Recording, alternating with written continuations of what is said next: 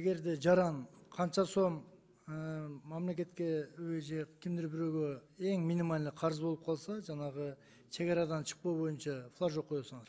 Канча сом? Андай минимальный тарифтер жок.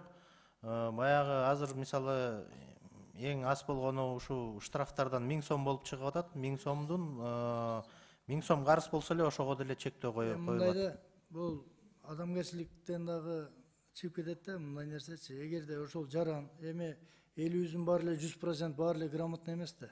Анча-мынчасы түшүнбөйт, билбейт. Ошону бир кандайдыр бир 10 000 сомдон жогору штраф же бир моюнда карыз болсо ошого чек койсоңор болобу жок дегенде.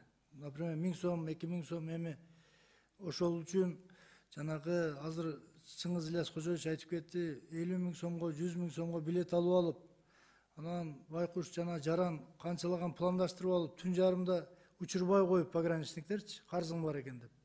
Ал же түн жарымда же бир оперативдүү түрдө жана төлөй турган бир терминалыңар болбосо, аны автоматически флажокту алып кое албасаңар, ошон үчүн бир жеңилдеткенге аракет кылбайсыңар. Жок дегенде бир 10 000 сомдон жогору болсо, ана флажок коюп, 10 000 сомго чейин тим эле койгула, 1000 сом, 2000 сом кимде гана карыз болбойт.